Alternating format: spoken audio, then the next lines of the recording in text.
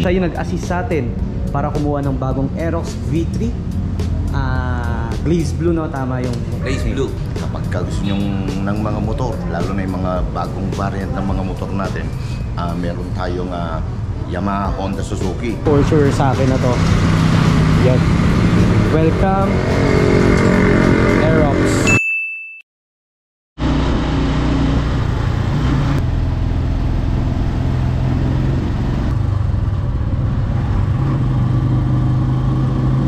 Parang ito na ata yan, ah.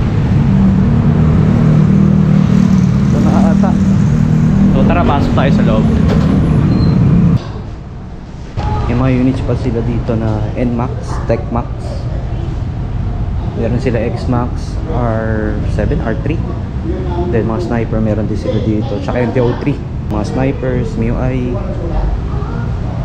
Then yung mga NMAX and Gravis. So sa tingin ko ito na talaga yung unit ko na para sa akin. Kasi nag-iisa lang siya. Itong Glaze Blue na Aerox V3. Kasi wala na dito. So ito meron ditong Aerox na V3, SP. Nasaan na yung SP? Dahil yung mga standards kasi na color ng Aerox V3 is blue. Itong Glaze Blue or para siyang white. Then tsaka yung black na gloss black. Then yun kasi in-offer sa akin dito sa Yamaha, yung black, dahil yung pa lang may stock sila nung nakaraan na araw. Then buti na lang kanina tinawagan nila ako, meron na daw stock na Glaze Blue. Actually hindi talaga siya white guys, ha? Mukha lang siyang white pero Glaze Blue yung color niya talaga. And ewan ko lang kung anong nakalagay sa papel nung Glaze Blue o yung Aerox natin, kung ano nakalagay na color doon, kung white ba or blue. And tignan natin kung magkano. Down payment sa R3 is 111. Ang pinaka cash niya is 292. Ayan yung price. Dito specs. Ayan yung color blue or racing blue ng Yamaha. Ayan dito MTO3. So ang cash niya is 254,000. Down payment sa 110,000. Sa 12 months is 16,000. 34 months 9,700. And 36 months 7,560. So yun, sa mga naghahanap dyan ng mga 300cc and up na motorcycles, kung gusto niyo ng sports, R3. Kung naked, itong MTO3. Then ayan, may mga iba pang unit sila dito. Ayan, mga NMAX, marami sila dito sa labas. Ayan, silip tayo sa labas para makita nyo. SP ulit. Then Gravis, mga Yamaha NMAX. Then ito yung unit na iuwi natin. For sure sa akin na to. Yan. Welcome Aerox V3. And ewan ko lang kung anong ipapangalan ko dito kay Aerox. Pero tingnan nyo naman yung kulay niya, napakaganda talaga. Ayan, para siyang white siya na nag-blue. Ang name talaga ng color nito is Glaze Blue. Ayan. So dito lang yan sa may Yamaha John Williams, sa tapat ng Walter Mart, Santa Maria, Bulacan. So kung napanood nyo or kilala nyo si Motor ni Juan, dito siya kumuha ng unit o yung kanyang Aerox V1. Dito niya kinuha yon. So syempre matagal na akong subscriber ni Brother Juan. Alam ko yan na dito niya kinuha yung yung first Aerox V1 niya. Ay mga pre, so kasama natin yung si Power or si Sir Abraham. Siya yung agent natin dito sa Yamaha. Siya yung nag-assist sa atin para kumuha ng bagong Aerox V3 Glaze Blue, no? Tama yung Glaze Blue. So yun sir, invite natin yung mga subscribers and followers natin. Okay yun, mga power, no? Ang location po namin dito sa may Santa Maria, Bulacan, along JP Rizal po yan, no? Kapag gusto nyo ng mga motor, lalo na yung mga bagong variant ng mga motor natin, meron tayong Yamaha, Honda, Suzuki. So ang ating customer ngayon ay si Koy Motovlog, no? Kumuha siya sa atin ngayon ng Aerox standard na Glaze Blue, yung parang white, no? So punta lang kayo dito sa may Santa Maria, Bulacan. Kung gusto nyo, dalawang financing ang ating ini-assist. Meron tayong bank financing, meron tayong in-house financing. So kontakin nyo lang, halapin nyo lang po si Power, no? Kilala tayo dito yan. Ilalagay ko na lang dito sa yung Facebook mo, no? Yan. Para kontakin ka na lang. Anong mga models ang pwede nila makuha dito, Power? Yung mga model ng mga unit natin dito sa may Yamaha, no? Yamaha tayo eh. Meron tayo ditong Sniper, meron tayong NMAX Turbo at meron din tayong NMAX Standard. So meron din tayong mga Mio. Nga pala, mga Mio 125 series natin, lahat ng mga 125 series natin, naka-promo po yan ngayon, no? Meron pong kasamang model ng helmet. Ayan, ito.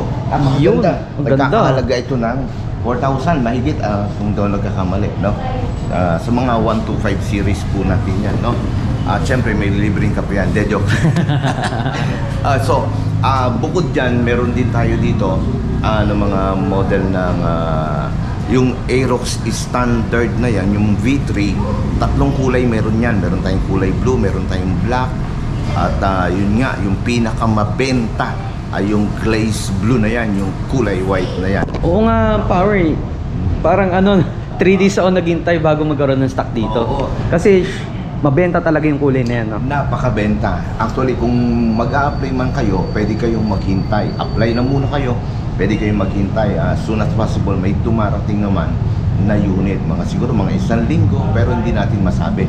Minsan, mas maaga siyang dumarating. 3 brands na meron kayo dito, no? Power. Honda, Suzuki, and Yamaha. Opo, meron kami ritong Allied. Yung Allied, halo-halo po yan. Meron Yamaha, Honda, Suzuki. Nakahiwalay itong office ng Yamaha. Talagang Yamaha lang ang naka-display dito. Punta kaya natin para makita ng mga followers. Tayo doon sa Sige, may tara. Allied, okay. Wait, Power, ito na yun, no? Yan. O nga pala. Kasi nag-iisa lang eh. Actually, may parating sana. Kaso dahil nga ang customer natin na si Koy Koy ay kailangan niya na, kaya humingi na kami sa ibang branch namin itong unit. Kanya to. Kay Koy Koy na to. No? Grace Blue. Tara. So, punta tayo dito sa Allied. No? Actually, sa John William pa rin ito. No? Dito kasi naka-indicate yung halo-halo at meron tayong RE badya. Yung Maxima. Maxima, actually ito yung mga Pamasada yan, no? Ng mga pamasada sa mga Toda na Toda. mga gustong kumuha. 236cc kasi ito. Ang laki pala. Model na Ito, badya ito rin. Oo, badya. Kawasaki nga pala ito. Actually, 4 na nga na variant ang nandito. Meron na? Na model, oo. Yung mga Honda, Suzuki, Kawasaki. So ito yung mga Honda units. May Navi sila dito. Meron tayong Navi, no? Pwede ito yung cash basis ngayon, to. Itong ating itong ating ADV. Pwedeng cash basis yan. Mga Ito white na ADV. Click 125 Winner X. Winner X, meron tayo Suzuki dito. Axis ito, bagong-bago tong Axis, oh. May Axis Pogi. dito. Ito yung bago ngayon ng Axis natin. Actually, ito ay yung nagkakamali 94 plus yata. Ito yung pinakamahal na Axis ngayon. May mas Tas mura ito. pala 80. May Maclick 160 rin, no? Tayo XRM yun. XRM. Tsaka TMX, meron din, no? Yung TMX dito. Ito lang ay rito lang, magkatabi lang halos dito yan sa may Itong Walter. Walter Mart, tapos harap ng Osage. Ito naman ay exit parking Na Walter Mart, no? Walter Dito sa Mart. Santa Maria, Bulacan, no? Santa Maria, Bulacan tayo. So, yun lang, Power. Thank you so much. And antayin na lang natin. Thank you. Then release na As lang of natin now, si Aerox. naka-process na po, magre-release si Koy Koy Yes. ng kanyang unit ngayon. Ngayon nga pala ay araw mismo ng, anong araw nga ba yun? November 6. Mga Power, November 6 na po ngayon. Grabe, araw ngayon ng Huwebes.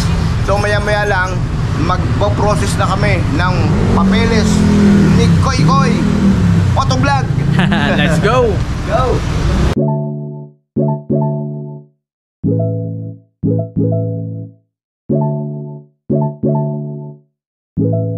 Yun.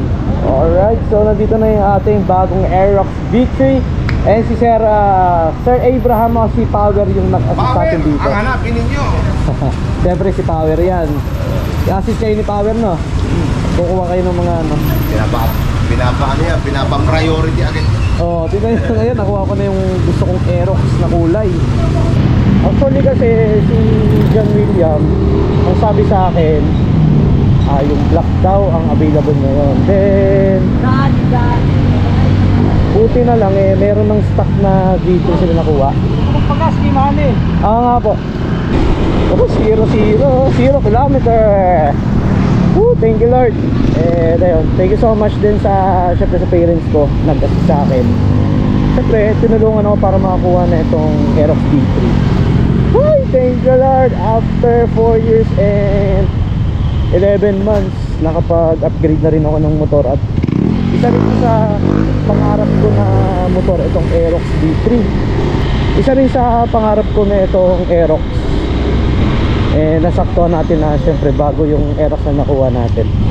B3 pa napunta sa akin. And wala na siyang handbrake, itong bagong Aerox B3. So yung mga pre, so thank you so much and congrats sa akin. Nakalabas lang na ito sa kasa. May ano pa to, ayun, suspension check agad. Matigas talaga yung likod. Isa talaga sa kailangan i-upgrade yung suspension na ito sa likod. Pero lagay muna natin yung shock na ito sa likod. Pero yung sa harap, nanonood din kasi ako ng mga reviews. Naka 30mm tube na yung ano na ito, yung suspension sa harap, yung front suspension. Then ayun, magawin na tayo dun sa